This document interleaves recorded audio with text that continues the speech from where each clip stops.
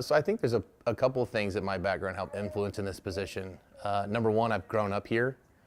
So I went to New Covenant and graduated from New Covenant. Went to SBU in Bolivar, graduated from SBU. So I'm very familiar with the Ozarks. I also played football at SBU and then came back and played a little semi-pro in Joplin, and then in Springfield developed my own program that over the last 4 years has gained some pretty cool traction, and we were able to do some cool things.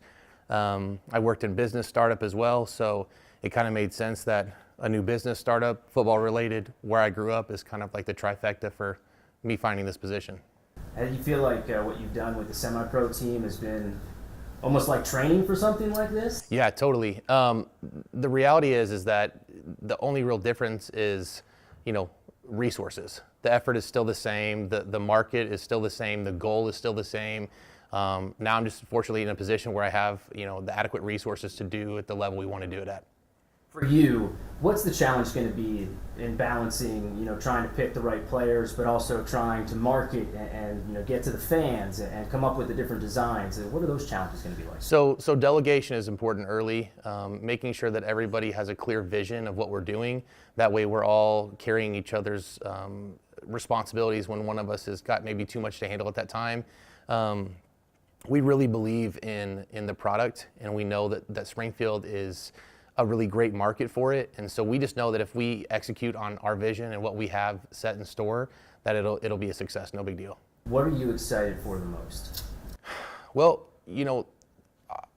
it's been a long time coming, kind of as a dream and vision. When I started this semi-pro journey, the idea was bringing indoor professional football to Springfield.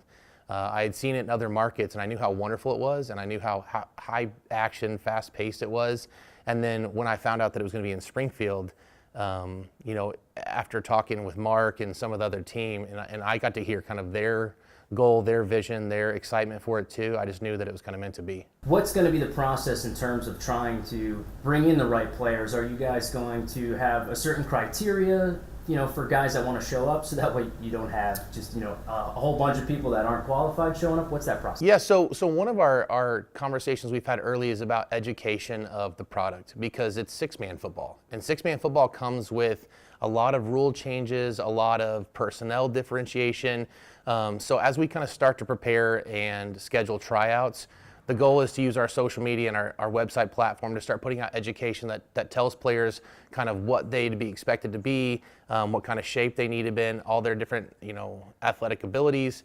Because the truth is that in standard football, most guys have one strategic ability and then a secondary ability. In six-man, you've got to be versatile. You've got to be able to tackle, block, run routes, have a great football IQ, and be in really great shape.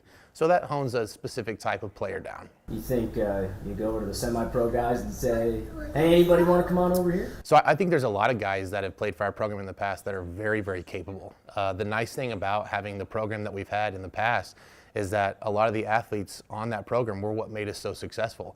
So to know that I've now been gifted an opportunity to maybe give them a platform to get paid to play in their backyard, it's a dream come true, man.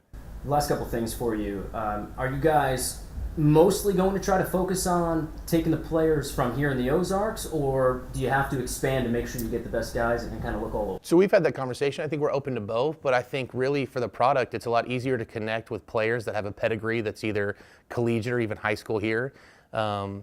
Starting locally with Missouri State, Evangel, SBU, maybe even Missouri Southern and Joplin, gives guys a closer connection to the community, so that fans are having not just a athletic perception, but a moral, ethical, life perception of the players too. And then last thing for you, what do you think about the color scheme on the jersey, the helmet? I know Mark kind of gave his thoughts about wants to go with the red helmet, he thinks, and what are your thoughts on it? So Mark has given me a lot of freedom to kind of design. One of the things that we took a lot of pride in the semi-pro circuit was having versatility of uniforms and a really catchy color palette. And so I won't lie, the Lunkers was a unique logo and a unique color scheme to work with. But every single day I'm in front of it more and more and more, it just starts to really grow on me. And I really think Springfield's going to enjoy it. I've seen nothing but people going, I need a hat, I need a shirt, I need that. We're working on merchandise, yeah. We're trying to design it. We want to give Springfield what they deserve. We know that there's an opportunity for things to not go all the way, and so when I really took this position, it was because I knew the people in charge, I knew the people that were funding it, supporting it, were the people that had the right vision.